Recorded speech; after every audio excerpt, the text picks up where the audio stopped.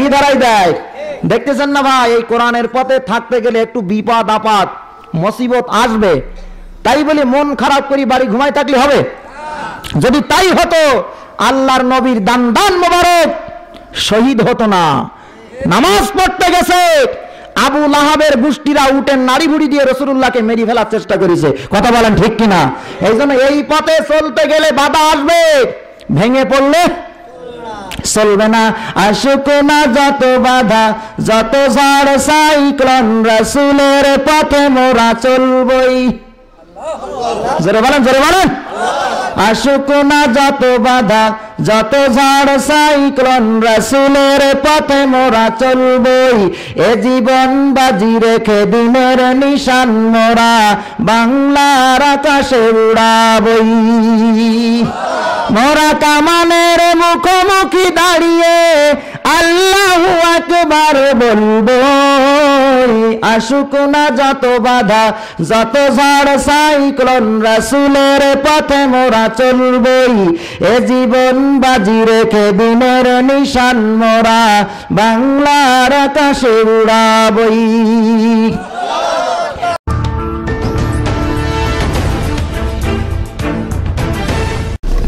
আসসালামু আলাইকুম ওয়া রাহমাতুল্লাহি ওয়া বারাকাতুহু।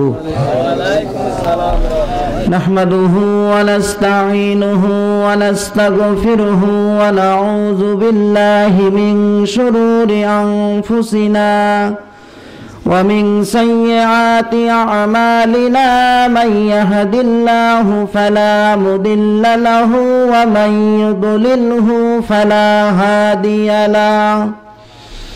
نشهد أن لا إله إلا الله وحده لا شريك له ونشهد أن سيدنا وحبيبنا ومولانا محمدا عبده ورسوله الذي أرسله بالحق بشيرا ونذيرا وداعيا إلى الله بإذنه وسراجا منيرا. فقد قال الله تعالى في كلامه المجيد وفرقانه الحميد: أعوذ بالله من الشيطان الرجيم. بسم الله الرحمن الرحيم. يا أيها الناس اعبدوا ربكم الذي خلقكم والذين من قبلكم لعلكم تتقون. صدق الله مولانا العظيم. إن الله وملائكته يصلون على النبي يا أيها الذين آمنوا صلوا عليه وسلموا تسليما. اللهم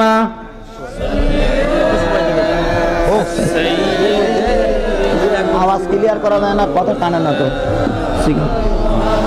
وعلى آل سيدنا.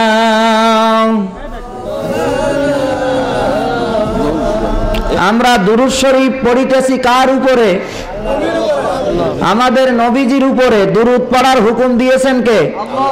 আল্লাহ। এই জন্য দুরূদ পড়তে কারোর কষ্ট হচ্ছে? জবান খুলে একটু দুরূদ পড়েন, কারণ বিশ্বনবী বলছেন যখন কোন উম্মাত আমার উপরে দুরূদ আর সালাম পড়ে, রওজা মুবারক থেকে আমি নবী সালামের জবাব দিয়ে থাকি। এবং তাকে চিনি, তার পূর্বপুরুষদেরকে আমি রসুল চিনি। এই জন্য আমাদের দুরুদের নজরানা ফেরেশতারা নবীজির রওজা মুবারকে পেশ করতেছেন। এই জন্য আমরা পড়ার মতো পড়ব, যাহাতে আল্লাহর রসুল আমাদের উপরে সন্তুষ্ট হন। কথা ঠিক না? এই জন্য জবান খুলে দুরুদ পড়ি। আল্লাহুম্মা সাল্লি মাওলানা মুহাম্মদ ওয়া আলা আলি রাসূলিনা। রাসূল আমার ভালোবাসা, রাসূল আমার আলোর আশা, রাসূল আমার প্রেম বিরহের মূল আলোচনা, রাসূল আমার কাজে কর্মের অনুপ্রেরণা। আল্লাহুম্মা জোরে সাল্লি, আওয়াজ কানে না যান ভালো হয়।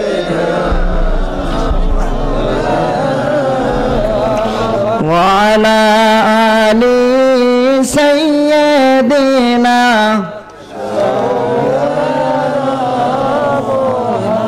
তায়েফের কথা ভেবে কাঁদে শুধু দুনয়ন, এমন দরদি পেতে কাঁদে মন সারাক্ষণ। তায়েফের কথা ভেবে কাঁদে শুধু দুনয়ন, এমন দরদি পেতে কাঁদে মন সারাক্ষণ। আল্লাহুম্মা জোরে সাল্লি মাওলানা মুহাম্মদ ওয়া আলা আলি।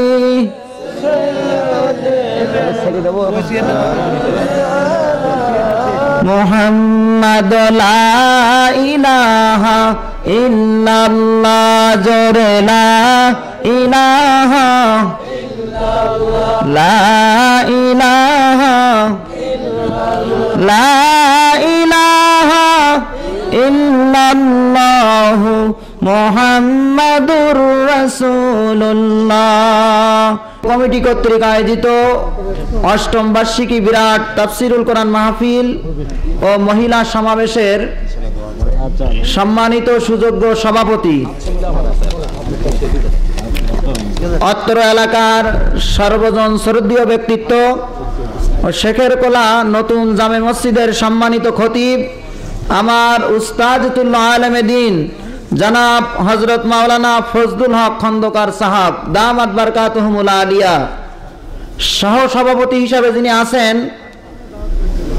শেখের কোলা পুরানো জামে মসজিদের সম্মানিত খতিব আলেমে দ্বীন জনাব হযরত মাওলানা মুহাম্মদ ইউসুফ আলী সাহাব দামাত বারকাতুহুমুল আলিয়া, এবং আজকের এই মাহফিলের সম্মানিত প্রধান অতিথি যিনি একটু আগেই আমাদের সামনে ভাষণ দিলেন, ৬ নম্বর সাকারিয়া ইউনিয়ন পরিষদ ও বগুড়া সদর থানা আওয়ামী লীগের সম্মানিত সুযোগ্য সভাপতি জনাব আবু সুফিয়ান শফিক। আল্লাহ পাক ওনাকে ইসলামের জন্য, কোরআনের জন্য কবুল করে নিন বলি আমিন। এবং বিশেষ অতিথি মহোদয় যিনি কথা বললেন জনাব প্রভাষক কামরুল হাসান ডালিম, চেয়ারম্যান ৭ নম্বর শেখেরকোলা ইউনিয়ন পরিষদ। আল্লাহ পাক ওনাকেও ইসলামের জন্য কবুল করে নিন। ইহা ছাড়া অত্র মাহফিলের আমন্ত্রিত অতিথিবৃন্দ, বিশেষ করে আমার পূর্বে যিনি আলোচনা করেছেন অত্র এলাকার কৃতি সন্তান উদীয়মান তরুণ বক্তা জনাব হযরত মাওলানা মুহাম্মদ আব্দুল্লাহ আল বাকি, MM তাফসীর ফার্স্ট ক্লাস, রাজশাহী বিশ্ববিদ্যালয় রাজশাহী।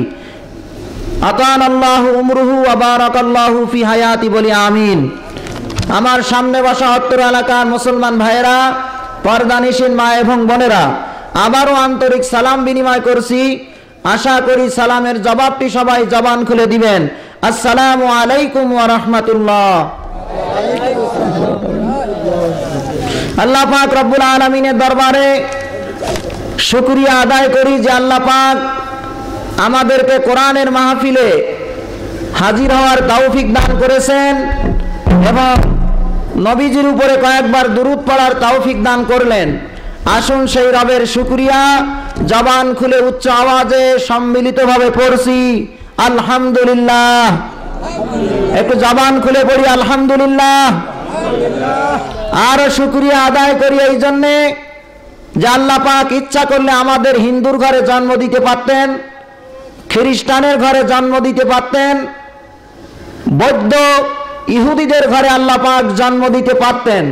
তা না করে মেহেরবানি করে মুসলমানের ঘরে জন্ম নেওয়ার সুযোগ আল্লাহ পাক আমাদেরকে দিয়েছেন। এই জন্য সেই রবের শুকরিয়া জবান খুলে উচ্চ আওয়াজে বলছি আলহামদুলিল্লাহ। আমরা যে মুসলমান ইহার ভিতরে কোনো সন্দেহ আছে? তবে এই মুসলমানের ভিতরে অনেক কায়দার অনেক গ্রুপের মুসলমান আছে। কেউ এক সপ্তাহে নামাজ পড়ে না, শুধু জুমার নামাজ পড়ে, উনিও বড় মুসলমান। কথা বলেন ঠিক কিনা? অনেকে নামাজের খোঁজ খবর নেই, রোজার খোঁজ খবর নেই, বছরে 2টা ঈদ পড়ে, উনিও মুসলমান। অনেকে আবার কোরআন হাদিস পড়লে জঙ্গিবাদ হয় এই মতাদর্শে বিশ্বাস করে, উনিও দাবি করে মুসলমান।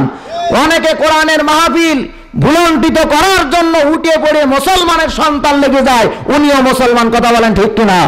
আল্লাহ পাক আমাদেরকেও মুসলমান করেছেন আমরা যেন কোরআনের পক্ষে, ইসলামের পক্ষে, নবীর উত্তরসূরি আলেমদের পক্ষে কাজ করতে পারি, থাকতে পারি। সেই বিবেক, সেই জ্ঞান যেন আল্লাহ পাক আজকের মাহফিল থেকে আমাদের দিয়ে দেন, বলেন আমিন। দুরূদ পাঠ করি বিশ্ব মানবতার শ্রেষ্ঠ বন্ধু, সমস্ত নবীদের নবী, রাহমাতাল লিল আলামিন, সাইয়্যিদুল মুরসালিন, আফতাবে নবুয়ত, শাহানশাহে রিসালাত, রাহমাতাল লিল আলামিন জনাবে মুহাম্মদুর রাসূলুল্লাহর উপরে সকলে বলছি সাল্লাল্লাহু আলাইহি ওয়াসাল্লাম। মাগফিরাত কামনা করি কুল্লু মুমিন মুমিনাত, মুসলিমিন মুসলিমাত, নর নারীদের, বিশেষ করে গর্ভধারিণী মাতা, জন্মদাতা পিতা, ভাই বোন, আপনজন যাদের বিদায় হয়ে গেছে আল্লাহ পাক তাদের জীবনের গুনাহ মাফ করে দিয়ে কবরকে জান্নাতের বাগান বানিয়ে দিন, বলি আমিন। কিছুক্ষণ সময় দিবেন, রাজি আছেন তো? যেহেতু অনেক রাত হয়ে গেছে, এইটাই হয়তো বা আমাদের বাজেট ছিল। আল্লাহ পাক যা করেন ওইটাই কি ভালো। আমি আপনাদের সম্মুখে কোরআনুল কারীমের 2 নম্বর সূরা, সূরা আল বাকারা এর 21 নম্বর আয়াতে কারিমা তেলাওয়াত করেছি। এই আয়াতের উপরে ক্ষুদ্র জ্ঞানে কোরআন হাদিস থেকে কিছু কথা বলার ইচ্ছা করেছি। যদি আল্লাহ পাক সুযোগ দেন, আপনারা যদি দোয়া করেন, বলি আল্লাহুম্মা আমিন। তবে আলোচনার শুরুতেই ছোট্ট দুটো কথা। এই মাহফিলে আসার জন্য আমাদের ভ্যান ভাড়া, রাস্তা ভাড়া, একটা চা খাওয়ার টাকাও কমিটি দেই নাই। কথা বলেন ঠিক কিনা? আমরা আসছি কোনো ব্যক্তিগত টার্গেটে নয়, একমাত্র আল্লাহর কোরআনের টার্গেটে, কোরআনের প্রেমে। কথা বলেন ঠিক কিনা? এই কোরআন যদি আমরা দুনিয়াতে মেনে চলতে পারি, কবরে, হাসরে, মিজানে, পুলসিরাতে সব জায়গায় কোরআন আমাদের সুপারিশ করবে। কথা বলেন ঠিক কিনা? নাম্বার 2, গোটা পৃথিবীর ভিতরে যেখানে মুসলমান সেখানেই বিপদ। কথা বলেন ঠিক কিনা? কিন্তু মুসলমান ছিল সেরা জাতি। আজকে সেই মুসলমানদের উপরে চড়াও হচ্ছে নাস্তিক, রামবাম, যারা আল্লাহর দুশ্মন, নবীকে মানে না। কথা বলেন ঠিক কিনা? এর কারণ কি? মুসলমান সম্মানিত এখন না, মুসলমান কেন এখন লাঞ্ছিত? আলোচনার ভিতরে আসবে। আল্লাহ পাক যেন আমাদের সংশোধন হওয়ার তৌফিক দেন, বলি আমিন। আলোচনা এখনই শুরু হবে, যেহেতু অনেক রাত্র হয়ে গেছে, ভূমিকায় বেশি কথা বলা যাবে না। তবে আপনাদের কাছে দাবি করব, মাঝখানের ফাঁকা জায়গাগুলো মেহেরবানি করে কোরআনের খাতিরে, কোরআনের আদব রক্ষার্থে একটু পূরণ করে বসেন। অন্যথায় মিস্টার ইবলিস শয়তান বসবে, ওয়াজ যা বলবো উল্টো পাল্টা কানের ভিতরে ঢুকাবে। কথা বলেন ঠিক কিনা? এই জন্যে আপনারা রাগ করেন না, একটু পরিবেশটা ভালো করেন। আল্লাহ পাক সকলকে কোরআন শোনার মনোযোগ তৈরি করে দিন, বলি আমিন। কোরআনের তেলাওয়াতের পরে একটু জবান খুলে বলবেন আল্লাহু আকবার। কি বলবেন? কি বলবেন? তাহলে নেকি পাবেন, সগীরা গুনাহ মাফ হবে, জান্নাতে যাওয়ার রাস্তা পরিষ্কার হবে।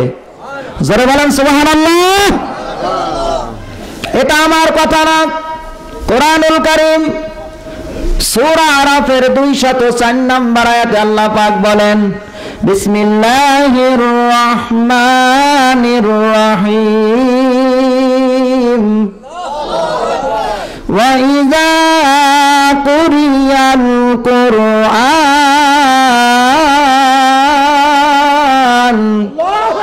ফাসতামিউ লাহু ওয়া আনসিতু লাআল্লাকুম তুরহামুন।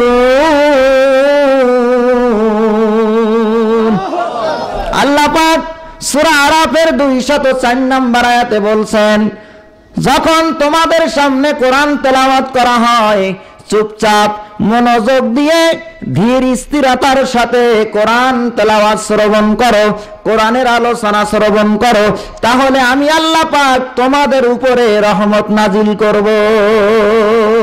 জোরে বলুন আল্লাহু আকবার। কোরআন তেলাওয়াত করলে গুনাহ হয় না সওয়াব হয়?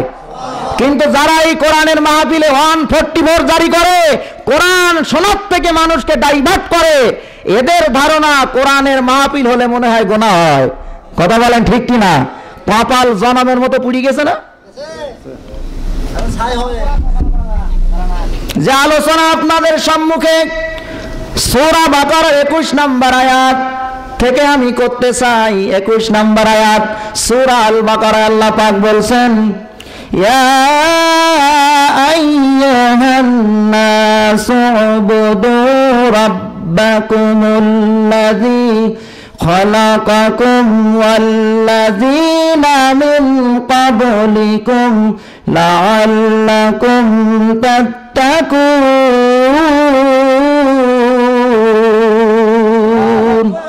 একটু জোরে বলেন তো আল্লাহু আকবার।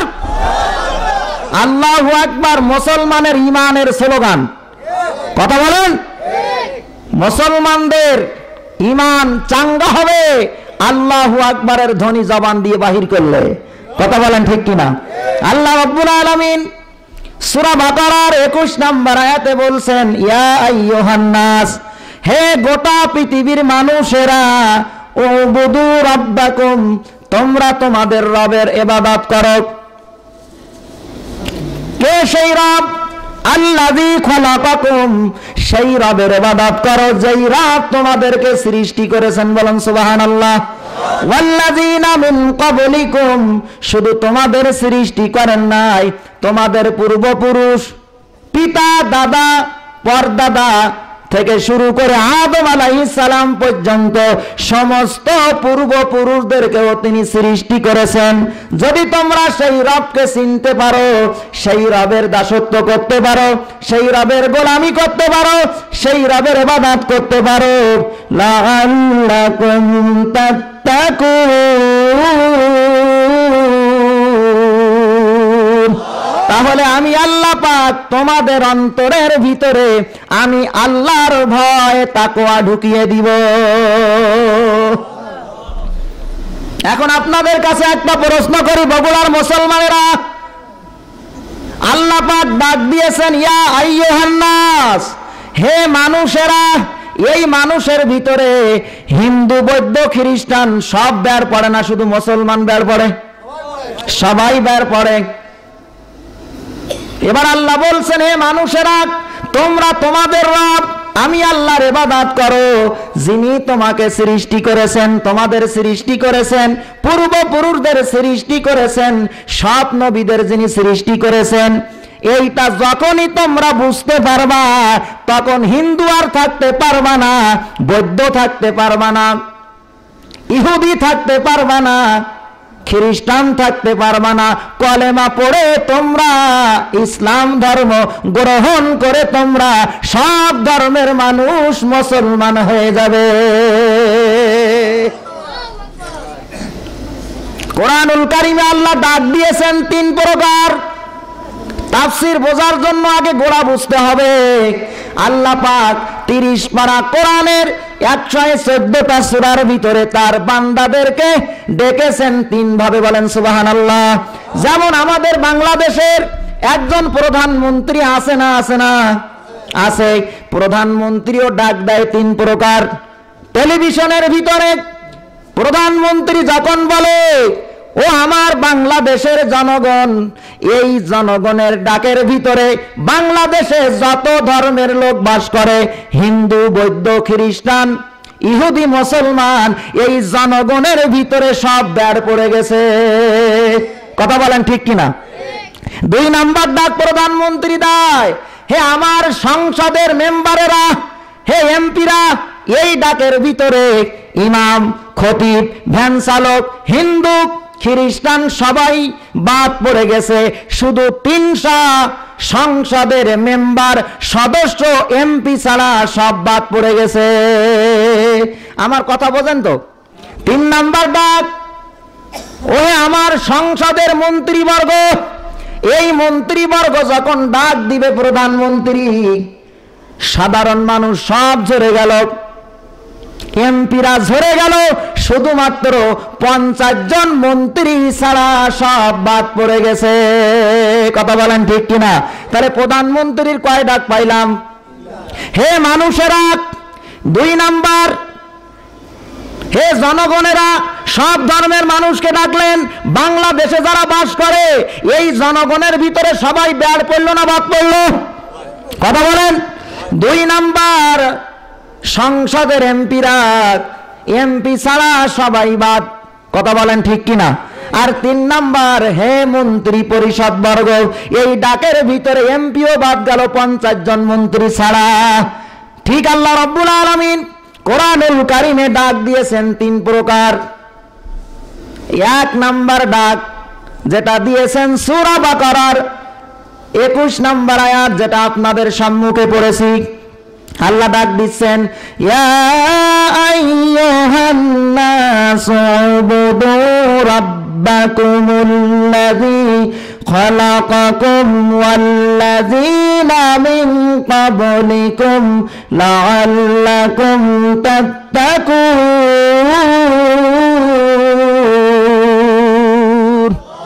একটু জোরে বলেন তো আল্লাহু আকবার। নারায়ে তাকবীর। এই মাইক হইল না।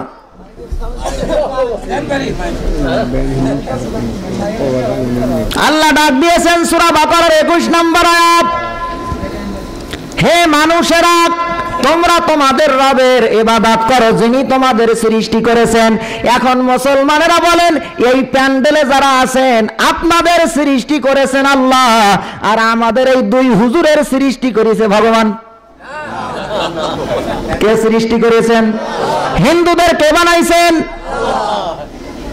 2 নাম্বার ডাক আল্লাহ দিয়েছেন, ইয়া আইয়ুহাল্লাযীনা আমানুত্তাকুল্লাহ হাক্কা তুকাতিহি ওয়া লা তামুতুন্না ইল্লা ওয়া আনতুম মুসলিমুন।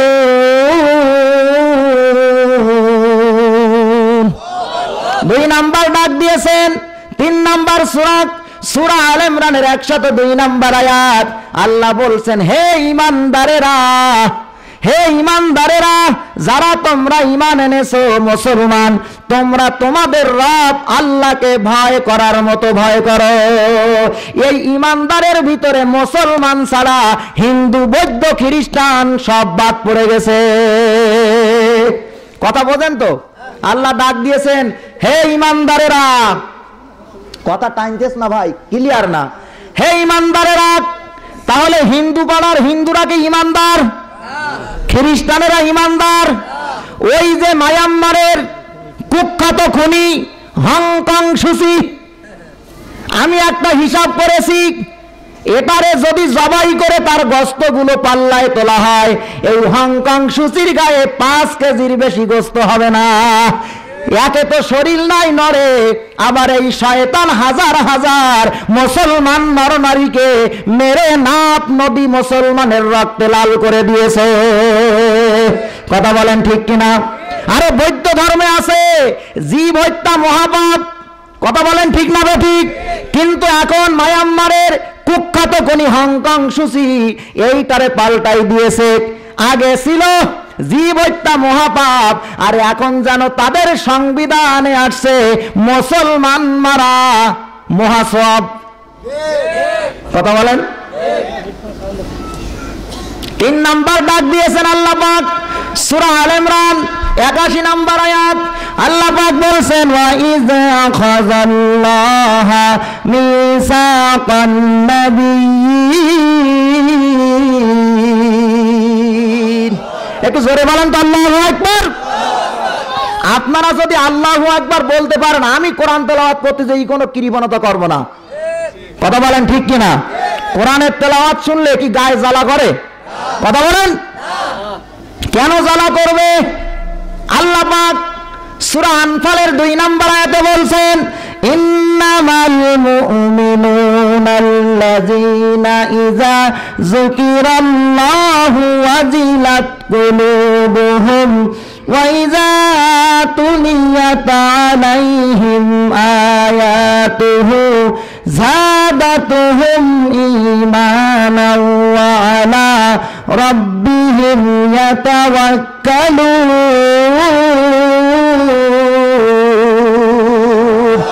সূরা আনফালের 2 নম্বর আয়াতে আল্লাহ বলছেন ইন্নামাল মুমিনুন, নিশ্চয়ই তারা মুমিন, আল্লাযীনা ইযা যুকিরাল্লাহ, যখন তাদের সামনে কোরআন থেকে তেলাওয়াত করা হয়, ওয়াজিলাত কুলুবুহুম, তাদের অন্তরগুলো কাঁপতে থাকে। এখন যাদের অন্তর কোরআন পড়ার পরে তৃপ্তি পাবে, ঠান্ডা হবে, মনে করতে হবে তারা ঈমানদার।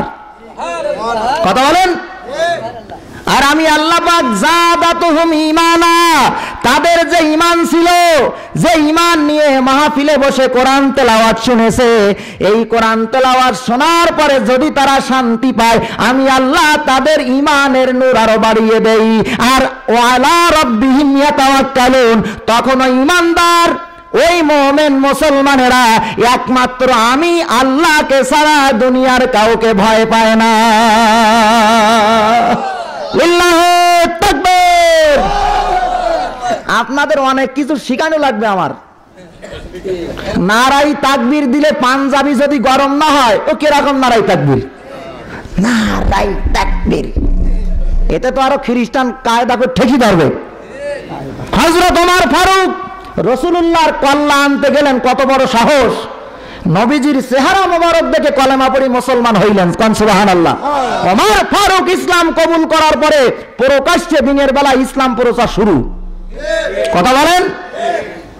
সেই ওমরকে আল্লাহর রাসূল বলছে, ওমর তুমি তো বিরাট বীর, তোমার তলোয়ার উঁচু হইলে ওই তলোয়ার কারণ না কারোর কল্লা নিয়ে তারপরে নামে, দেখো নারাই তাকবীর দাও তো।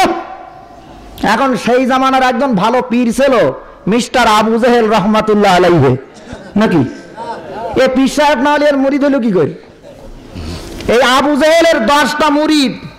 আবু জেহেল যে ক্লাসের পীর, 10টাও সেই ক্লাসের।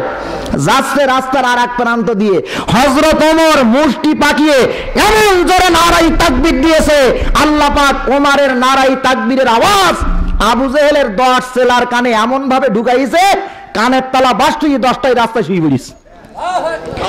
সেই ওমরের জাতি আমরা, আর আমরা দেই নারাই তাকবীর। নারাই তাকবীর যখন মুসলমান দেবেন, 2 হাতের মুষ্টি পাকাবেন। সূরা মুদ্দাসসির, কোন সূরা? কতক্ষণ? সূরা মুদ্দাসসির 29 পারা।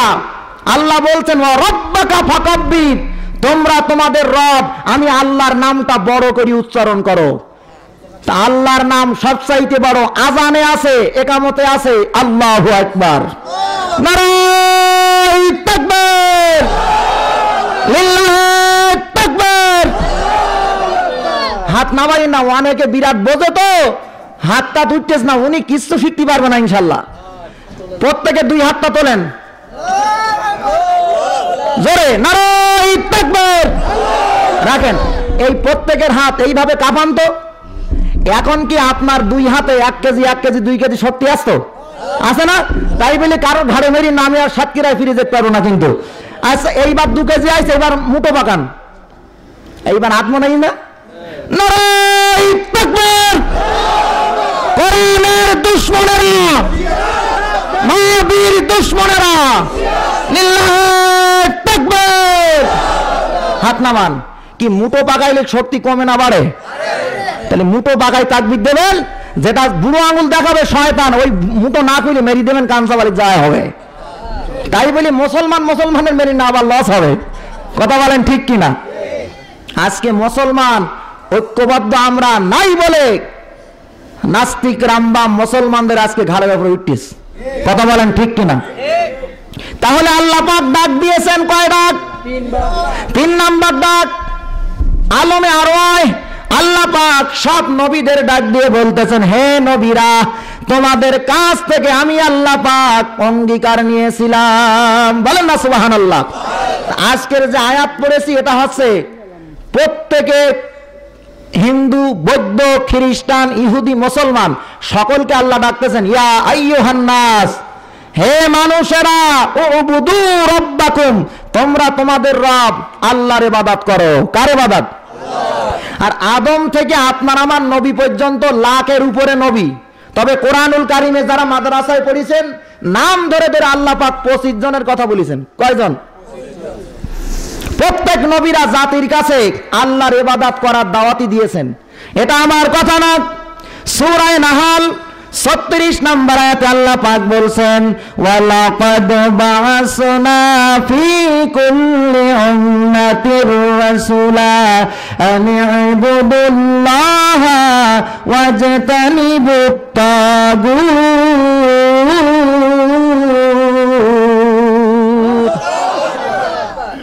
আপনারা আল্লাহু আকবার বলছেন, অন্তরের ভিতরে একটু মজা মজা ভাব। কথা বলেন। আর যতক্ষণ এই মাহফিলে থাকবেন, আল্লাহর কোরআনের কসম, পিতা মাতা যদি কবরে থাকে ততক্ষণ তাদের কবরের আযাব মাফ। কোরআন কোরআন কোরআনই একমাত্র মুসলমানদের নাজাতের পথ। কথা বলেন। কিন্তু এই কোরআনের কথা যারা বলে বর্তমান তারাই বেশি বিপদে পড়ে। কিন্তু এই বিপদ কিচ্ছু না। আল্লাহ পাক বলছেন, প্রত্যেক নবীরা তার জাতির লোকের কাছে দাওয়াত দিয়েছেন, তোমরা এক আল্লাহর গোলামি করো, এক আল্লাহর ইবাদত করো। আর ভগবান হবল বড় বড় মূর্তি যারা আছে তাগুত, তাদের ইবাদত করা তোমরা চিরতরে বন্ধ করে দাও। এখন ভাই, এই আয়াতের ওয়াজ যদি আপনাদের শোনাই, একটা উত্তর আপনারা দেন, এখানে আমরা যে কয়জন মুসলমান আছি, আমরা কি একমাত্র আল্লাহর ছাড়া অন্য কারোর ইবাদত করতে পারি? কিন্তু এটা মুখে বলি। যে আমার মেয়ের বিয়ে দেওয়ার সময় হয়, চেয়ারম্যানের কাছে যাই আমরা বলি, চেয়ারম্যান 10,000 টাকা না দিলে আমার মেয়ের বিয়ে হবে না। কথা বলেন ঠিক কিনা? কিন্তু সাহায্য যা চাবেন, যে মাবুদের ইবাদত করবেন তার কাছেই চাবেন। এই জন্য সূরা ফাতিহা, যে সূরা না পড়লে কোনো নামাজ হয় না, এই সূরা ফাতিহার 5 নম্বর আয়াতে আল্লাহ পাক দোয়া করতে শিখিয়ে দিয়েছেন, ইয়্যাকা না'বুদু ওয়া ইয়্যাকা নাস্তাঈন।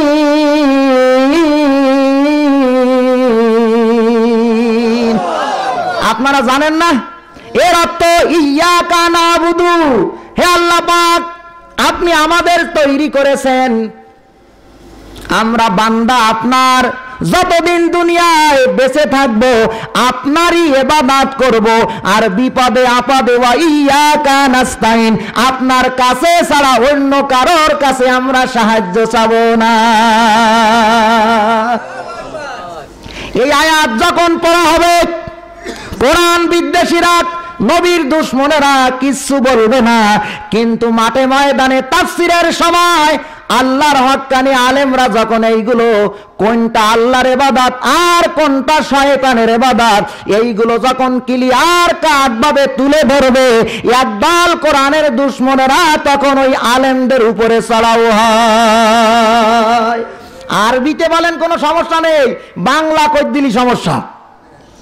আরবিতে গালিগালাজ করি ও 14 গোষ্ঠী ধুই দেন, কিচ্ছু বলবে না, কিন্তু যদি খয়া খাদ্যে টান দেন আপনারা ছাড়বে না। কথা বলেন ঠিক কিনা? তাহলে কোরআন শুনলে যাদের ভালো লাগে মনে করতে হবে ইমানদার, ইমান বাড়তেছে। আর কোরআন শুনলে যাদের শরীর জ্বালা করে, আল্লাহ পাক জানে কিয়ামত পর্যন্ত আবু জেহেলের গোষ্ঠীও থাকবে, আল্লাহ পাক জানে। এই জন্য সূরা হামিম সাজদার 26 নম্বর আয়াতে কারিমায় আল্লাহ বলছেন, ওয়াকালাল্লাযীনা কাফারু লা তাসমাউ লিহাযাল কুরআন ওয়ালগাউ ফীহি লাআল্লাকুম তাগলিবুন। হে নবী, ওয়াকালাল্লাযীনা কাফারু, যারা কাফের, লা তাসমাউ লিহাযাল কোরআন, তারা এই কোরআন শোনে না। আর যদিও শোনে, কোথাও যদি কোরআনের আলোচনা হয়, কোরআন নিয়ে কথাবার্তা বলা হয়, সেখানে যে বিশৃঙ্খলা সৃষ্টি করে যাতে কোরআন শুনে মানুষ পোক্ত ইমানদার না হতে পারে। মুসলিম শরীফের হাদিস শরীফের ভিতরে আল্লাহর রাসূল বলেন, কোরআনের আয়াত যখন তেলাওয়াত হয়, যারা নাকি কাফের তাদের গতরে আল্লাহ পাক আগুন ধরাই দেয়। কি ধরাই দেয়? দেখতেছেন না ভাই, এই কোরআনের পথে থাকতে গেলে একটু বিপদ আপদ মুসিবত আসবে, তাই বলে মন খারাপ করে বাড়ি ঘুমাই থাকলে হবে? যদি তাই হতো আল্লাহর নবীর দান দান মোবারক শহীদ হতো না। নামাজ পড়তে গেছে, আবু লাহাবের গোষ্ঠীরা উটের নাড়ি ভুড়ি দিয়ে রাসূলুল্লাহকে মেরে ফেলার চেষ্টা করেছে। কথা বলেন ঠিক কিনা? এই জন্য এই পথে চলতে গেলে বাধা আসবে, ভেঙে পড়লে চলবে না। আসুক না যত বাধা, যত ঝড় সাইক্লোন, রাসূলের পথে মোরা চলবই। জোরে বলেন, জোরে বলেন। আসুক না যত বাধা, যত ঝড় সাইক্লোন, রাসূলের পথে মোরা চলবই। এ জীবন বাজি রেখে দিনের নিশান মোরা বাংলার আকাশে উড়াবই। মোরা কামানের মুখোমুখি দাঁড়িয়ে আল্লাহু আকবার বলবো। আসুক না যত বাধা, যত ঝড় সাইক্লোন, রাসূলের পথে মোরা চলবই। এ জীবন বাজি রেখে দিনের নিশান মোরা বাংলার আকাশে উড়াবই। আমাদের দেহে বহে জিহাদি রক্ত, প্রাণে প্রাণে বিপ্লবী হুঙ্কার। তাকবীর তাকবীর বাতিলের মসনদ, কত ভেঙে করেছি যে চুরমার, কত ভেঙে করেছি যে চুরমার। এই শিরাবনা তো আল্লাহর কাছে, তবু নয় কোনো কাফেরের সামনে। কথা বলেন ঠিক কিনা? এই শিরাবনা তো আল্লাহর কাছে, তবু নয় কোনো বাতিলের কাছে। শহীদি কাফেলা যাবে জানি একদিন মাকসুদে মঞ্জিলে পৌঁছে, মাকসুদে মঞ্জিলে পৌঁছে। আমাদের ছোট হৃদয়ে নবীজির প্রেম ছবি আঁকবো। আসুক না যত বাধা, যত ঝড় সাইক্লোন, রাসূলের পথে মোরা চলবই। এ জীবন বাজি রেখে দিনের নিশান মোরা বাংলার আকাশে উড়াবই। যদি কোরআন কায়েম হয়, বিপদে পড়বেন না শান্তির ভিতরে পড়বেন?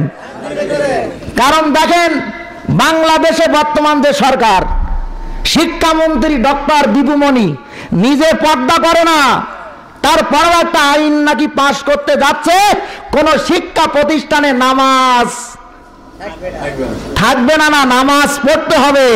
ছাত্র ছাত্রী শিক্ষকেরা নামাজের টাইমে নামাজ বাধ্যতামূলক পড়া লাগবে। আল্লাহ পাক যেন এটা কায়েম হওয়ার তৌফিক দেন, বলেন না আমিন। দেখেন, আমাদের হুজুরদের ভিতরে কত দল যারা কোরআনের আন্দোলনের কথা বলে, বলে হুজুর আছে জঙ্গিবাদের এজেন্ট, ও মুসলমান নামের মালাউন। কথা বলেন না কেন? কোরআন যদি সংসদে যায়, জেনার বিচার, চুরির বিচার, সব বিচার কোরআন দিয়ে হবে। বাংলার জমিনে কোরআন ওলারা মাথা উঁচু করে ঘুরবে, কোন আবু জেহেলের চেলার কাছে মুসলমান মাথা নত করবে না, করবে না, করবে না। কারণ কি জানেন? কোরআন এটা কোন দলীয় কিতাব না, সব ধর্মের মানুষের জন্য এটা জান্নাতের যাওয়ার একটা কিতাব। কথা বলেন না কেন? আপনি কি নেবেন? সংসার নীতি, পররাষ্ট্র নীতি, জেনার বিচার, সংগেসার, চুরির বিচার, মেরাজ বন্টন, এক কথায় আমাদের রান্নাঘর থেকে সংসদ পর্যন্ত, মরণের আগ পর্যন্ত যা লাগবে সব কথা আল্লাহ পাক কোরআনের ভিতরে বর্ণনা করেছেন। এটা বিশ্বাস হয় তো? এখন যদি সব থাকে তাহলে রাজনীতির কথা কেন থাকবে না ভাই? কিরকম নেতা নিযুক্ত করতে হবে তাও তো রাসূলুল্লাহ কোরআন দিয়ে হাদিস দিয়ে বলে গেছেন। কথা বলেন না কেন? সূরা নাহল 89 নম্বর আয়াতে আল্লাহ পাক বলছেন, কোরআনে সব আছে, ওয়ানাজ্জালনা আলাইকাল কিতাবা তিবয়ানাল লিকুল্লি শাইইন ওয়া হুদা ওয়া রাহমাতাও ওয়া বুশরা লিল মুসলিমিন।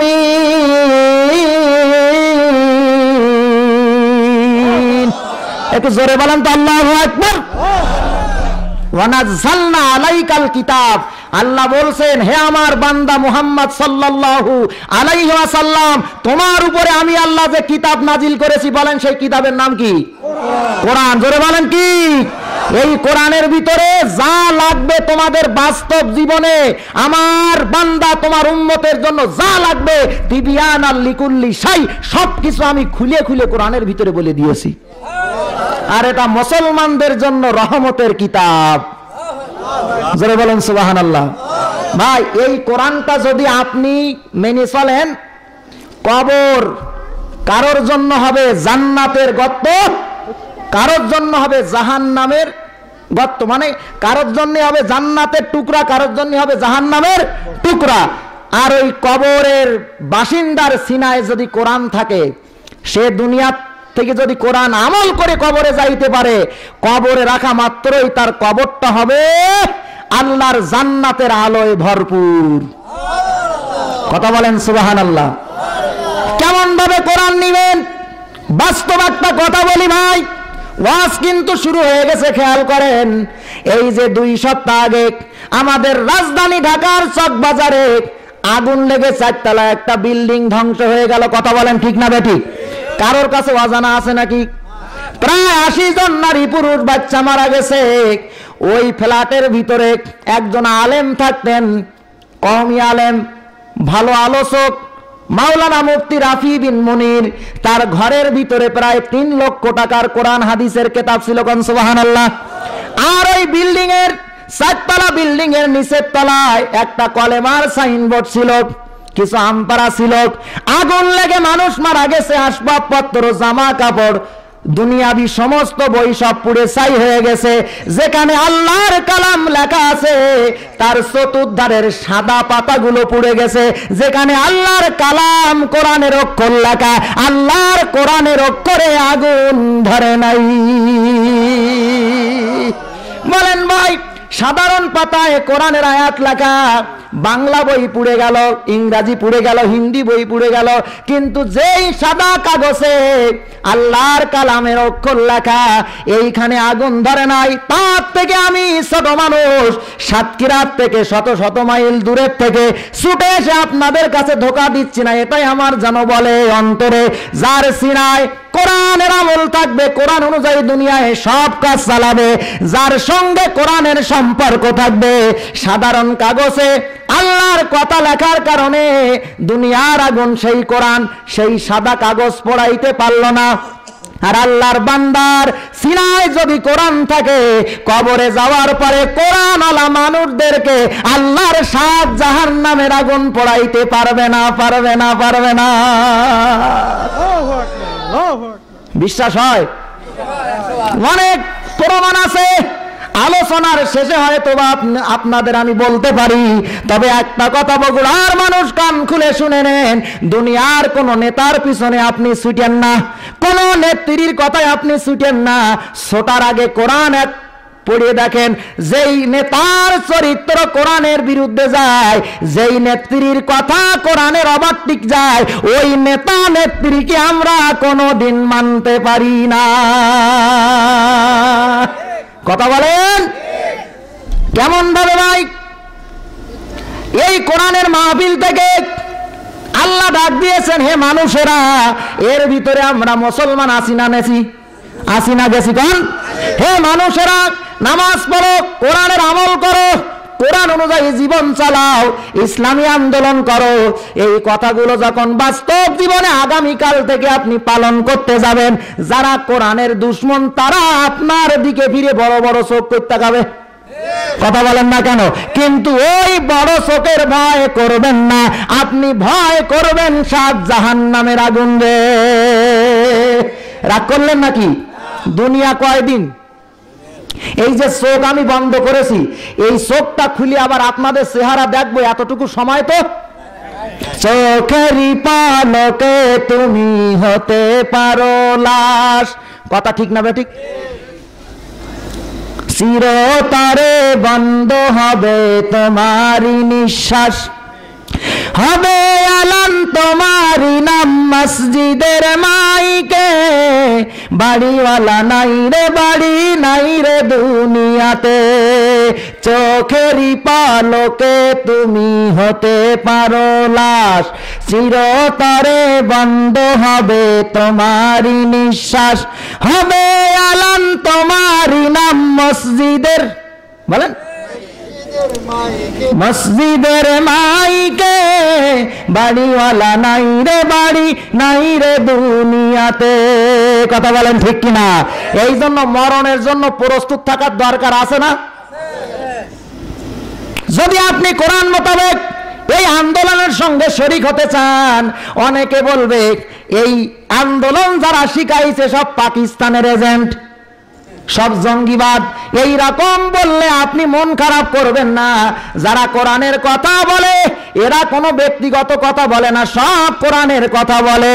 আর এই কথা যারা বলে কোরআনের কথা, অন্য ইসলামেন্টিরা যখন বলবে যে এরা জঙ্গি, এটা জঙ্গি বানাইলে ও চাচা তুমি একমাত্র আল্লাহ রে। কোরআনকে যদি বলে জঙ্গিবাদের কিতাব, ইসলাম জঙ্গি, তো ইসলাম কার ধর্ম? জোরে বলেন। আর কোরআন কার কিতাব? তাহলে কোরআন যদি জঙ্গিবাদের কিতাব হয়, এই সর্বনাশী পাপী, তোমরাই আল্লাহরে জঙ্গি হিসাবে আখ্যায়িত করতেছো। কথা বলেন না কেন? এক রাজার দরবারে অনেকে কাজ করে, রাগ করতেছেন না তো আমার উপরে? কমিটি আমার দেরি করে উঠেছে, আমার তো দোষ না। 10টায় আসার কথা ছিল, 11টা পরে নিয়ে গেছে। যা করে খোদা তাআলা ওইটাই সুবহানাল্লাহ নাকি? এখন রাজার সুন্দরী একটা মেয়ে আছে, সুন্দরী একটা মেয়ে। এখন রাজা বলছে আমার মেয়ের তো 20 বছর বয়স, এই উজির ভালো যোগ্য একজন ছেলে খোঁজো, আমার মেয়েকে তার হাতে উঠাই দেব।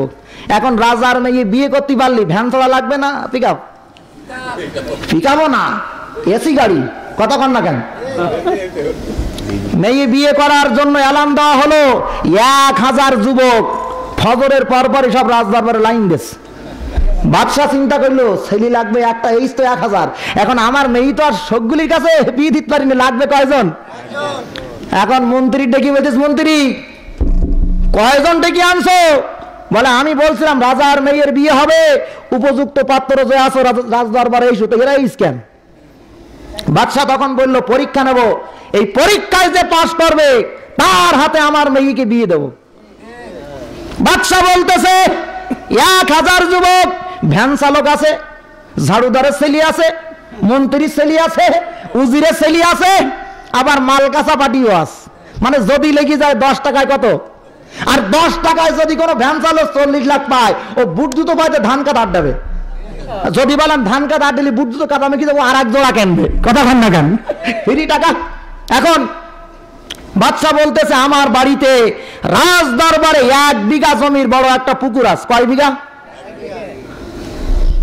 1000 যুবক তোমরা সাঁতার কাটো, যে ফার্স্ট হবে আমার মেয়ের জামাই সে।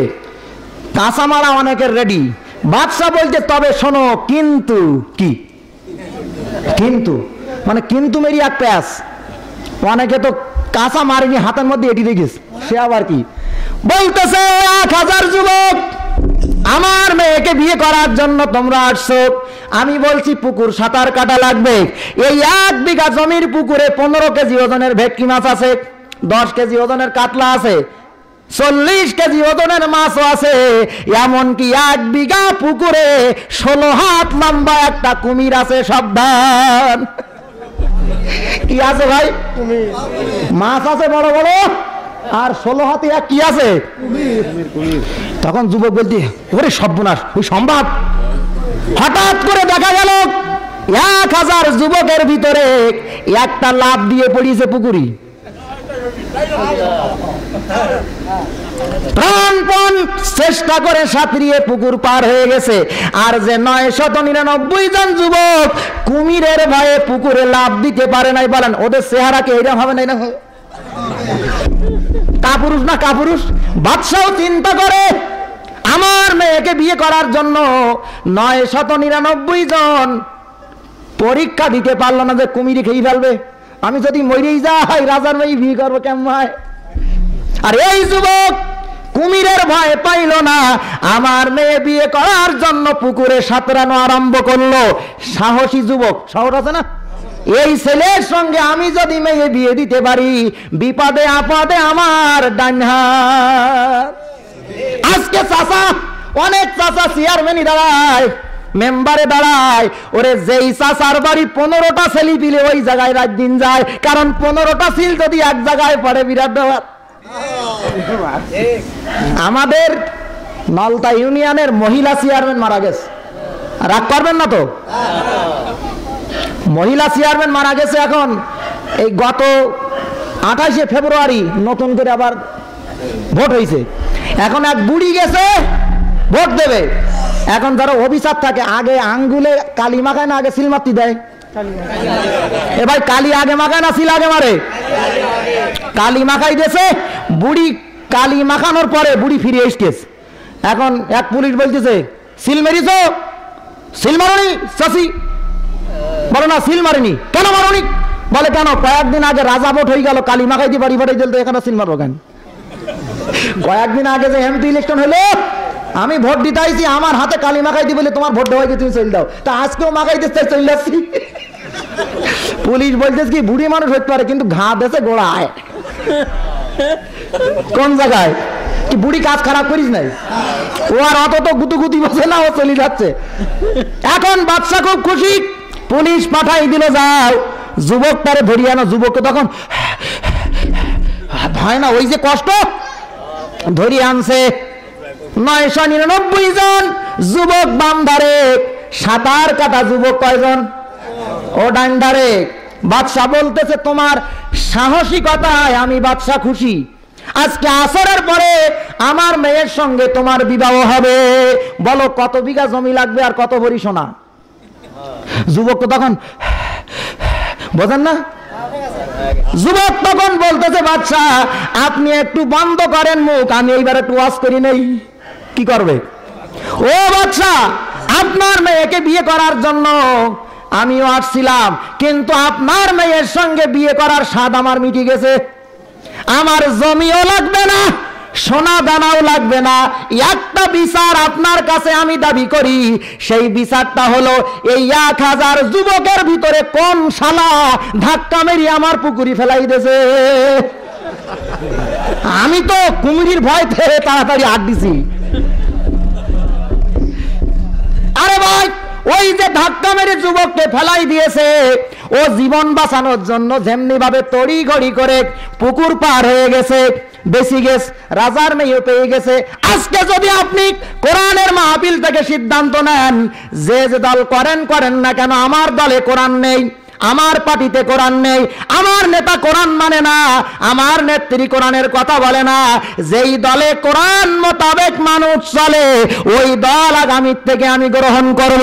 এইটা যদি করেন অনেক গুতগুতি মোটা চোখ কুমিরের মতো হাম্পারও আপনার সামনে আসবে।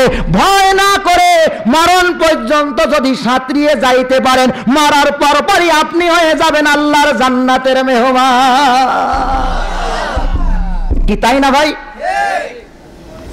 এখন যে কথা আপনাদের বলছিলাম, কোরআন কেন মানবেন? কোরআন মানবেন এই জন্যে কোরআনই জান্নাতের গ্যারান্টি দিতে পারে। কেমন ভাবে ভাই?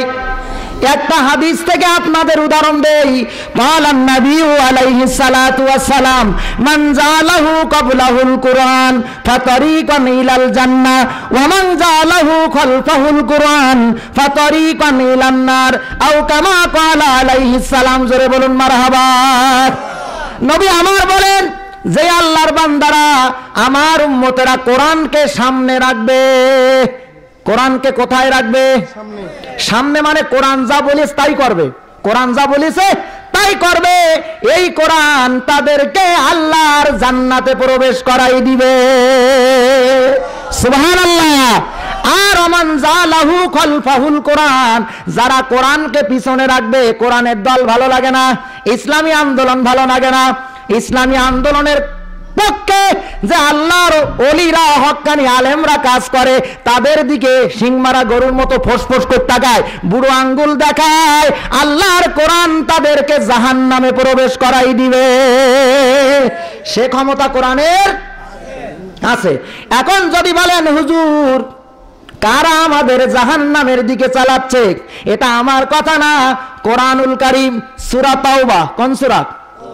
সূরা তাওবা, সূরা তাওবা 34 নম্বর আয়াতে আল্লাহ বলেন, ইয়া আইয়ুহাল্লাযীনা আমানু ইন্না কাসীরাম মিনাল আহবারি ওয়ার রুহবান লা ইয়াকুলুনা আমওয়ালান নাস বিল বাতিল ওয়া ইয়াসুদ্দুনা আন সাবিলিল্লাহ। সূরা তাওবা 34 নম্বর আয়াত। আল্লাহ বলছেন, সাবধান সাবধান সাবধান, ওহে ঈমানদারেরা, তোমাদের ভিতরে একদল পীর, একদল পীর আর একদল আলেম তোমাদেরকে আমার রাস্তা থেকে, দিন ইসলাম থেকে মন গড়া পথে চালাচ্ছে, আর তোমাদের মালগুলো অন্যায়ভাবে খাইতেছে। আয়াত দেখবেন, মানে যখন আয়াত নাজিল হইল তখন বড় বড় ইহুদি আলেম ছিল, কাফেরদের কাছ থেকে টাকা খেয়ে কোরআন প্রচার বন্ধ করত। আর এখনো 1400 বছর পরে দেখতে পাচ্ছি টাকা খেয়ে অনেক আলেম ইসলামের সঙ্গে শত্রুতা করতেছে। কথা বলেন। যদি বলেন কেমনে, কত দূর আমি ব্যাখ্যা করব না, কোরআনে যা আছে তাই বলছি। 2 নাম্বার পীর সাহেব, 2 নাম্বার কি সংসার পিরাগিগণ, ওরে বাপ রে বাপ, সারা গা খালি জাগা মতন লাল কাপড়, জাগা মতন কোন জায়গায় তার বলতে পারলাম না। এই খানজাহান আলীর দরগা আছে আমাদের বাগেরহাট, 60 গম্বুজ মসজিদ, কেউ গেছেন? এখন ওই মসজিদের পূর্ব সাইডে এক গণেশ, কি জৈট মানে দাড়ি গপ্প জট, এই গণেশ বসে আছে, ওর একটা রান আমার মতন, মানে ওর 2 পায়জামার মধ্যে আমি ঢুকে যাব, জাগা মতন লাল কাপড় দেওয়া, হেঁটো নিচেতে, আর এই নাবির উপরতে সব খালি জেকের করতেছ। জীবনে অনেক জেকের শুনিস, কিন্তু এই জেকের এই বছর লেটেস্ট শুনলাম। জেকের অনেক শুনেছি, হারাইলাম ধন মানিক রতন আর কি ফিরে পাবো তোমার, এ জেকের শুনেছেন না? তারপর নতুন ঈদের চাঁদ উঠেছে 18 রওসায় না, ওরে তোরা দেখিবি কারা ভাই বোনেরা আয়নে ছুটে আউ আউ আয়। এই যে আউ আউ আমার 10 দিন ট্রেনিং দিয়েছিস, আউ আউ আয়। অনেক জেকের শুনেছি, কিন্তু ভাই ওই জেকের শুনে তো আমার মাথা গন্ডগোল শুরু হয়ে গেছে। জেকের করতেছ মান্দার মান্দার বম, কি মান্দার মান্দার দম, মান্দার মান্দার দস্তগীর, কোন কেতাবে লেখা আছে মান্দারি ফকির। আচ্ছা, মান্দারি ফকিরের কথা কেতাবে থাকবে কেন? কি কায়দায় খাটাই যে ধান্দা। মান্দার মান্দার দম, মান্দার মান্দার দস্তগীর, কোন কেতাবে লেখা আছে মান্দারে ফকির। চাউল দিলাম, ডাউল দিলাম, আরো দিলাম কত কি, বলো দেখি বাবা তোমার আসনে লাগবে কি। এই যে ঝাড়ি মেটতেছে, আল্লাহ বলে না নবী বলে, আল্লাহ জানে।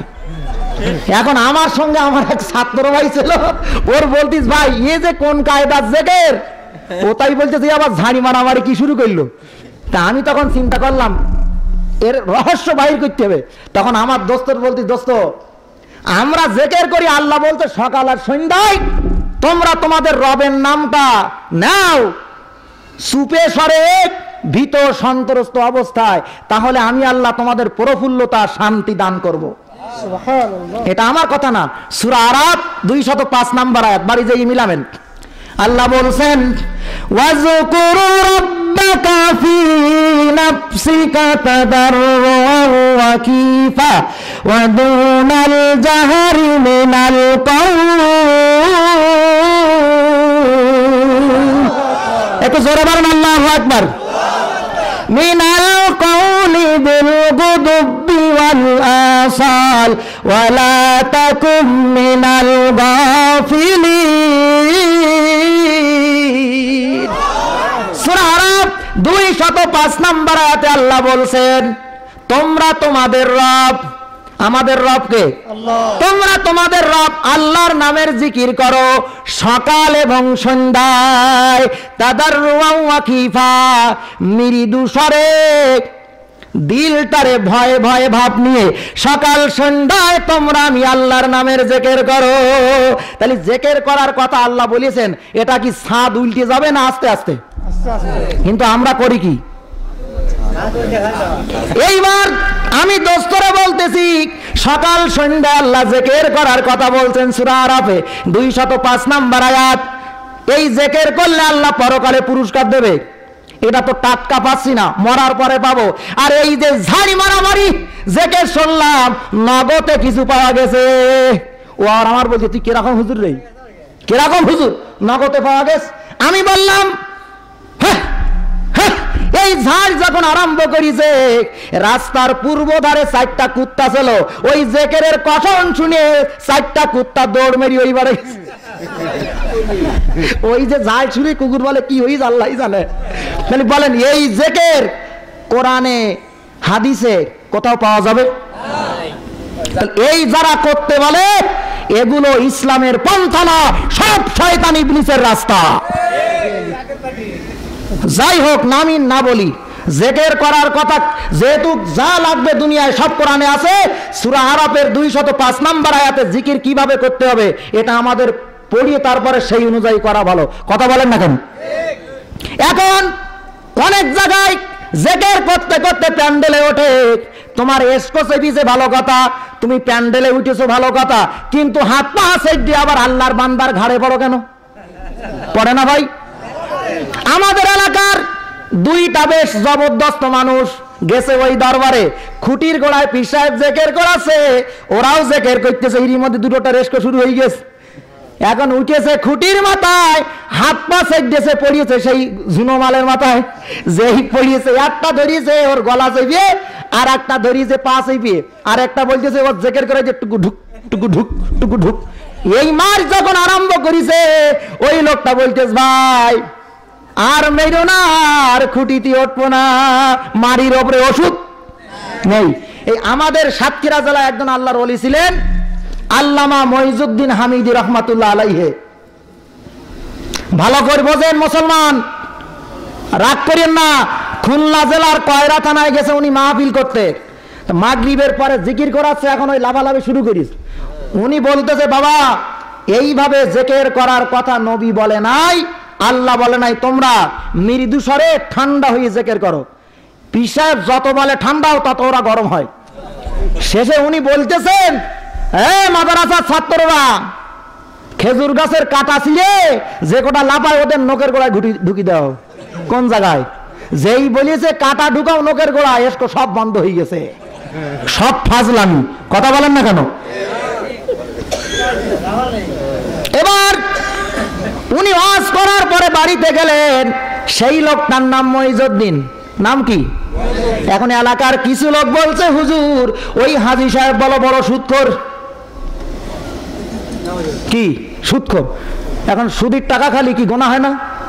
উনি বলতেছে মইজউদ্দিন সাহেব আপনি বিরাট ধনী লোক, আপনি কি সুদ খান? আপনার শুনছি 10টা বাড়ি আছে 2 তলা করে, একটা মসজিদ আছে, তা আপনার কাছে শুনলাম আপনি গরিব মানুষ না বড় লোক। আপনি বললেন যে আমার 2 তলা একটা বাড়ি আছে আর 10 বিঘা জমি আছে, কিন্তু এলাকার লোক বলে আপনার 10টা বাড়ি 2 তলা করে, 10টা ছেলের নামে, আর প্রত্যেক ছেলের নামে 20 বিঘে করে জমি। তা আপনার কাছে জিজ্ঞাসা করলাম, আপনি বললেন যে একটা বাড়ি 2 তলা আর তার জমি কয় বিঘা, তা আপনি মিথ্যা কথা বললেন কেন? উনি তখন বলতেছে হুজুর আমি মিথ্যা কথা বলি নাই, আমার 10টা ছেলে, কয় ছেলে? 10টা ছেলেকে আমি মাদ্রাসায় দিয়েছিলাম আলেম বানানোর জন্যে, 9টা ঝরে গেছে, একটাই হাফেজ মাওলানা হয়ে গেছে। হুজুর প্রত্যেকের জন্য আমি 2 তলা বাড়ি আর 20 বিঘা করে জমি দিয়েছি, আর আমার ঘরের সদরে 2 তলা একটা মসজিদ নির্মাণ করেছি আর তার নামে 10 বিঘা জমি দিয়েছি। হুজুর আমার সন্তান 10টা, কিন্তু মরার পরে 10টা সন্তান আমার কাজে লাগবে না, যেটা হাফেজ যেটা মাওলানা এইটাই আমার জানাজা পড়াবে, এই আলেম সন্তানই আমার কবরের জন্য ফায়দা হবে। জ্ঞান খোলেন, এখানে যারা আছেন অধিকাংশ পিতামাতা না? ছোট্ট বয়স 2015 সালের মা বোনেরা যারা পর্দায় শুনতেছেন, গর্বের জন্য বলি না মা, 2015 সালের 30 জানুয়ারি শুক্রবার আমার গর্ভধারিণী মা ইন্তেকাল করেছিল। আমরা 2 ভাই আলেম, আমার আব্বাও আলেম, আমার মামারাও আলেম, ভাইয়ের একটা সন্তান হয়েছে সেটাও আলেম। আমার মাকে কয়েকদিন আগে বলেছিলাম, মরার মা তুমি চিন্তা করো কেন, তুমি ইন্তেকাল করার পরে তোমার স্বামী তোমার জানাজা পড়াইতে পারবে, তোমার সন্তান জানাজা পড়াইতে পারবে, তোমার দেবর তোমার ভাসুর জানাজা পড়াইতে পারবে, তোমার নাতি তোমার পোতা জানাজা পড়াইতে পারবে, তোমার ভাইয়ের সন্তান জানাজা পড়াইতে পারবে, তোমার ভাইও জানাজা পড়াইতে পারবে। মা বলো মা তুমি মরার পরে তোমার জানাজাকে পড়াবে? সুবহানাল্লাহ। আমার মা বলেছিল আমার জানাজা তোর আব্বা আর তোরা 2 ভাই আমার সন্তান আলেম, একজন সন্তান পড়াবি। আমার মায়ের ওসিয়াত পূরণ করেছি, জুমার নামাজের পরে জানাজার ইমামতি করেছে আমার আব্বা, আর মাগরিবের নামাজের পরে আরেকটা জানাজা হইছে, ওই জানাজা পড়াইছি আমি গর্ভধারিণী মাতার। বলেন না সুবহানাল্লাহ। বলেন ভাই, আমার মা মারা গেছে, আব্দুর রাজ্জাক সাহেব আমার মায়ের জানাজা পড়াবে, আমার বাবার জানাজা পড়াবে। ওনার রক্তের কোনো সম্পর্ক নেই, ওনার জন্য কতটুকু বা নমনীয়তা ভাবে আল্লাহর কাছে মাপ চাইতে পারবে, কিন্তু কলিজার টুকরা সন্তান মা বাপের জানাজার লাশ সামনে নিয়ে যখন আল্লাহর কাছে এতটুকু বলে রব্বিরহামহুমা কামা রব্বায়ানি সগীরা, বলেন রব্বিরহামহুমা কামা রব্বায়ানি সগীরা, এতটুক যদি বলতে পারে, হায় আল্লাহ মা বাপ অনেক কষ্ট করে আমাদের বড় করেছিল, আজকে মা বাপ কবরে, তোমার দরবারে কোনো কিছুর অভাব নাই, রহমতের ফেরেশতা দিয়ে কবরের ভিতরে আমার মা বাপকে আল্লাহ তুমি শান্তি দাও। সন্তান যদি এই দোয়া করে, রাসূলুল্লাহ বলছেন পীর সাহেবের চাইতে এই দোয়াটা বড় দোয়া। এই জন্য ভাই যারা এখানে আছেন, ব্লাড কানেকশন আপনার সঙ্গে আমার নেই, তবে আমরা দিনী ভাই, সবাই মুসলমান। কথা বলেন, আপনি মরার পরে কোন হুজুর, কোন পীর, কোন মুহাদ্দিস, কোন মুফাসসির জানাজা না পড়িয়ে যদি আপনার কলিজার টুকরা সন্তান জানাজা পড়াইতে পারে, আপনার কবর জগৎ ভালো হবে না খারাপ হবে? কিন্তু ভাই যেদিকে তাকান এখন হুজুর নিধন করার পরিকল্পনা শুরু হয়ে গেছে। হুজুর যদি মারা যায় কোরআনের প্রচার করবে না, মুসলমান ইমানে আর পোক্ত হবে না, মুসলমান আর মুসলমান হবে না। এই টার্গেট আমাদের বাংলাদেশে বহু মারাত্মক আকার ধারণ করেছে। কথা বলেন না কেন? যেই মুফাসসিরের জন্য এখনো মানুষ চোখের পানি ঝরায়, তার প্রতিষ্ঠিত মাদ্রাসায় আমি পড়েছি, খুলনা দারুল কোরআন সিদ্দিকে কামিল মাদ্রাসায়। উনি ওসিয়াত করে গেছেন যে আমি যদি মক্কা মদিনায় ইন্তেকাল করি ওখানে আমার কবর হবে, আর বাংলাদেশ সহ পৃথিবীর অন্য কোন দেশে যদি আমার মউত হয় আমার প্রতিষ্ঠিত এই কামিল মাদ্রাসার মসজিদের পাশে আমার দাফন করো। সেই মুফাসসির, তার নাম বলা লাগে? কথা বলেন। যার জন্য মানুষ জীবনও দিতে পারে, এটা হচ্ছে কোরআনের প্রচার করার একটাই তার উদ্দেশ্য ছিল। কথা বলেন ঠিক কিনা? একটা আলেমের সম্মান কত বেশি, একটা আলেমের সম্মান কত বেশি। আলেম যদি বানান এটাও ইবাদতের ভিতরে গণ্য হবে। কথা বলেন। কারণ কি জানেন? হাদিসটা পড়ি। ওয়াকাল রাসূলুল্লাহ সাল্লাল্লাহু আলাইহি ওয়াসাল্লাম ইন্নাল আলিমা ওয়াল মুতাআল্লিমা ইযা মাররা আলা ক্বরিয়াতিন ফাইন্নাল্লাহা তাআলা রাফা'আল আযাবাল কবরি ফাতিলকাল ক্বরিয়াতু 40 ইয়াওমা। আল্লাহু আকবার। আল্লাহর নবী বলেন, কোন আলেম সন্তান অথবা হাফেজে কোরআন যদি কোন গ্রামের ভিতর দিয়ে হেঁটে যায়, কোন জায়গায়? গ্রামের রাস্তার ডাইনে বামে, অনেক গ্রামের রাস্তার ডাইনে বামে গোরস্থান আছে না নাই?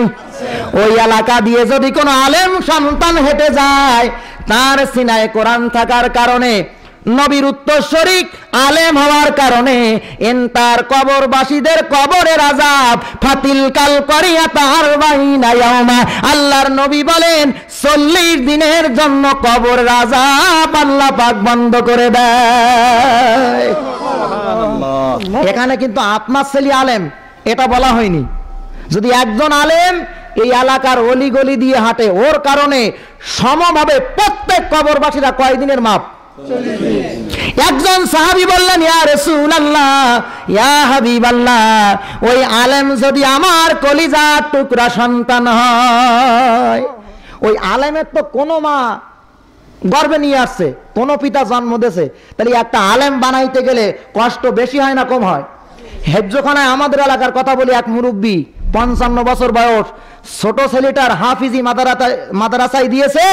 15 দিন পরে হাফেজ সাহেব ফোন করতেছে, আপনার ছেলে বলো মাগরিবের পর বেরিয়ে গেছে। ওই বুড়ো বাপ হেরিকেন জ্বালিয়ে আবার বাগানে সন্তানকে খুঁজতে বাহির হয়। কথা বলেন। হ্যাঁ সন্তান, ছোট যখন ছিলে তোমার রোগ সারে না, সবাই ঘুমায়, বাপ মা তোমার মাতার কাছে বসে, এমনও মা আছে বাংলার জমিনে, আমাদের সাতক্ষীরায় কেন গোটা পৃথিবীতে এমনও মা আছে আল্লাহর কাছে তাহাজ্জুদ পড়ি বলে, আল্লাহ আমি মা কতদিন আর বাঁচবো, যদি আমার সন্তান মরণের সময় হয়ে থাকে আমার সন্তানকে আমার বয়সগুলো দাও, আর আমার সন্তানের জন্য তুমি আমি মাকে দুনিয়ার থেকে উঠাই নাও। বলে না ভাই? সেই মায়ের গায়ে অনেকে হাত তোলে, কটু বাক্য ব্যবহার করে। আল্লাহর কোরআন শপথ করে বলতেছি, তুমি 14 বার যদি হজ করো, 82 বার যদি উমরা করো, বড় বড় পীরদের বাড়ি যদি তুমি ঘোরো, বাপমার দিকে যদি কুনজরে দেখো, তাদের খেদমত না করো, তুমি জাহান্নামী জাহান্নামী জাহান্নামী, তুমি জান্নাতের গেট দেখতে পারবে না ইনশাআল্লাহ। কি কথা ঠিক কিনা? মনে হচ্ছে না? নবীজি বলছেন, পিতামাতা যার উপরে খুশি,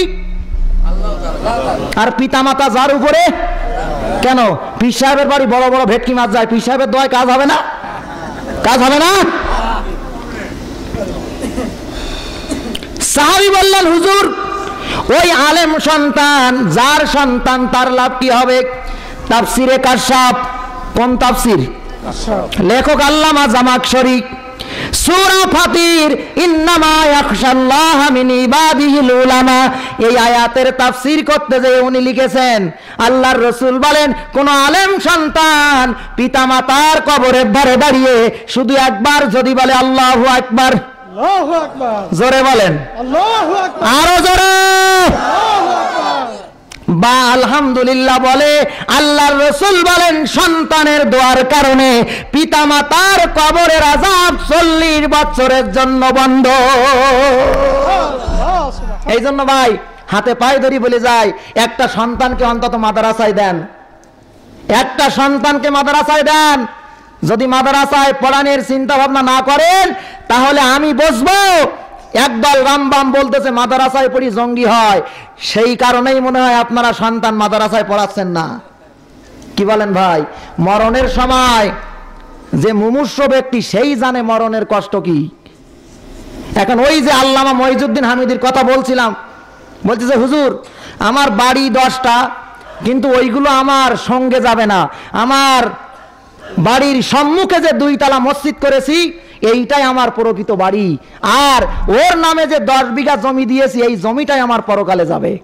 আর 10টা সন্তানের কথা না বলে একটা সন্তানের কথা বলেছি, 9টা আলেম হয়নি, ওই যেটা আলেম হয়েছে এইটাই আমার জানাজা পড়বে, এইটাই আমার জন্য দোয়া করবে, এই জন্য আমি একটা সন্তানের পরিচয় দিয়েছি। আর গ্রামের লোক বলল আমি সুদখোর, আমি সুদ আগে খাইতাম, কিন্তু যেদিন কোরআন পড়ে দেখলাম সুদ খাইলে, 1টা পয়সা সুদ খাইলে, 1 দিরহাম পরিমাণ সুদ খাইলে 40 বার গর্ভধারিণী মায়ের সঙ্গে জেনা করার গুনাহ হয়, সেই দিন থেকে সুদের সমস্ত টাকা আমি বিনা সওয়াবের আশায় গরিবদের দান করে দিয়েছি, আর তারপর থেকে আমি আর সুদ খাই না। তাহলে সুদ খাওয়ার কথা কোরআনে আসতো নাকি? অল্প মাত্রায় না বেশি মাত্রায়? বেশি। মোটে খাওয়া যাবে? মোটে খাওয়া যাবে যাবে না। তাহলে সুদ যদি খান আপনি ইবাদত করতে পারলেন না, সুদ যদি না খান আপনি ইবাদত করতে পারলেন। কথা বলেন ঠিক কিনা? এই জন্য আমার আলোচনার সাবজেক্ট ছিল গোটা পৃথিবীর সব ধর্মের মানুষকে আল্লাহ ডেকে বলতেছেন তোমরা তোমাদের রব আল্লাহর গোলামি করো। এখন আমরা কার বান্দা? আল্লাহ। জোরে বলেন কার বান্দা? ইবাদত করব কার? আল্লাহর। ইবাদতের ভিতরে আরো একটা গুরুত্বপূর্ণ সাবজেক্ট আছে।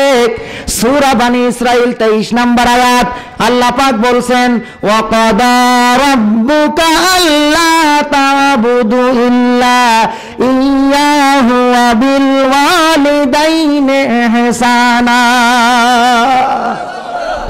আল্লাহ বলছেন হে আমার বান্দারা, কান লাগায় একটু শোনেন, হে আমার বান্দারা, আমার ইবাদত করার পরে তোদের উপরে বড় ফরজ জন্মদাতা পিতা আর গর্ভধারিণী মাতার সঙ্গে সৎ ব্যবহার করা। এখানে আমরা যারা আছি মা বাবার সঙ্গে যদি ভালো ব্যবহার না করি, এই মাহফিল দিয়ে, এই রকম মাহফিল শুনে বড় পীরের মুরিদ হয়েও কোনো কাজ হবে না। এই জন্য মা বাপ সন্তানের জন্য বড় ওলি, মা বাপ সন্তানের জন্য বড় ওলি। বিশ্বাস করেন তো? হাদিস শরীফ পড়েছিলাম, যেই সন্তানের উপরে পিতামাতা খুশি নবী তার উপরে অখুশি নাকি? ইমাম বুখারী কোরআনের পরে যেই হাদিস গ্রন্থের মূল্যায়ন করি, ওনার নাম ছিল মুহাম্মদ, ছোটবেলায় ছিল অন্ধ, ওনার মা তাহাজ্জুদ গোজারনি মহিলা, বলেন না সুবহানাল্লাহ। আর এখনকার মারা মাশাআল্লাহ পেটে বাচ্চা, উনি সিরিয়াল না দেখলে ওনার ওই রাত্রি কায়দা করে ঘুমায় না। কথা বলেন না কেন? এশার নামাজ থাকে থাক, না থাকে না থাক, কটকটি আর কিরণ মারা না দেখলে ওনার ঘুমায় না। যশোরে মাহফিল করতে গেছি, এক মুরব্বী বলে হুজুর আমার ছেলে আজকে আমার লাঠি দিয়ে মেরিয়েছে, একটু দোয়া করে দিয়ে। কি বলতি? আমি বললাম মুরব্বী সত্যি কথা বলেন, আল্লাহর ঘরে দাঁড়িয়ে আছেন, আপনি কি আপনার পিতামাতার গায়ে হাত তুলিলেন? বলে আমার মাকে একদিন আমি পিছন থেকে লাঠি মেরিলাম। আপনার তো কপাল ভালো, আপনার ছেলে এখনো গাড়ির তলায় দেয়নি, আপনার আপনি শিখাইছেন পিতামাতার বদ্ধ, আজকে আপনিও কবরে যাওয়ার আগ পর্যন্ত এই গুতুগুতি খাবেন। আর ওই যে পেটে বাচ্চা রুহু দেওয়ার পরে মা যা করে সব ব্রেনের ভিতরে আসর হয়, ওই যে টুকুটুক টুকুটুক মারামারি যা দেখে সন্তান তা শিখে রাখে। তুমি যখন বুড়ি হবা তোমার ওই সন্তান প্রতিশোধের আগুন তুলে তারপর কবরে রাখবে।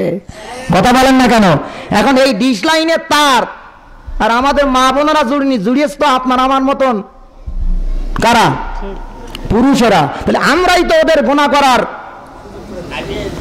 এখন যদি বলেন লাইন কাটবো, ঘরে দা কুমড়ো সম্পর্ক হবে, কথা বলেন, কারণ কি, নামাজ রোজা ছাড়তে পারে ওরা, ছাড়বে না হিন্দি সিরিয়াল, স্টার জলসা ঘরে ঘরে, ভাই বাদাইছে গোলমাল।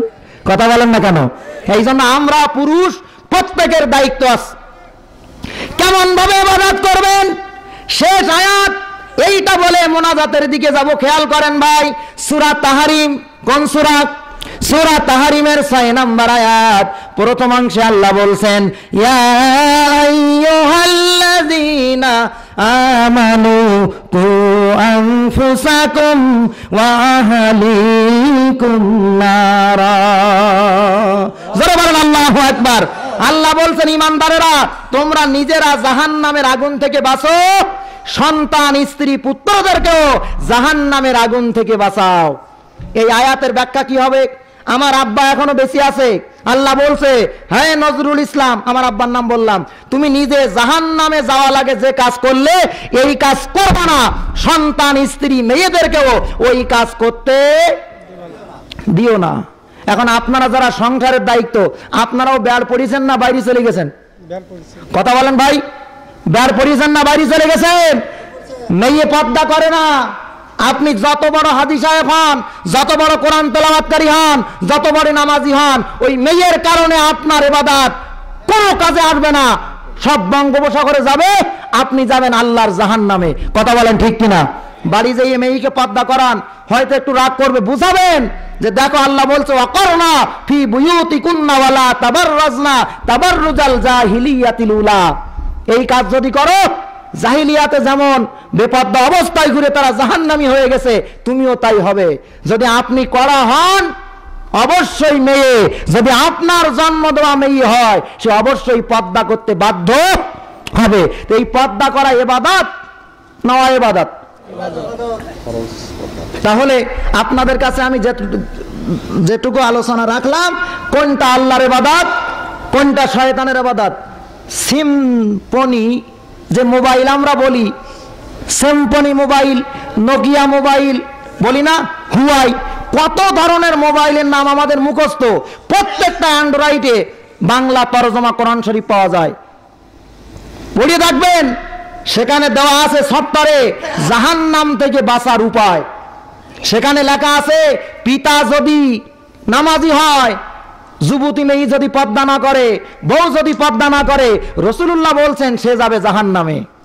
এটা তো আর মোবাইল কোম্পানি আনে নাই, বিশ্ব নবীর কথা তারা ওখানে রেকর্ড করে দিয়েছে যে প্রত্যেকটা যুবক যুবতী মুসলমানের হাতে আজকে মোবাইল, তোমরা মোবাইলটা ধরো আর ওইটা দেখে তোমরা সংশোধন হও।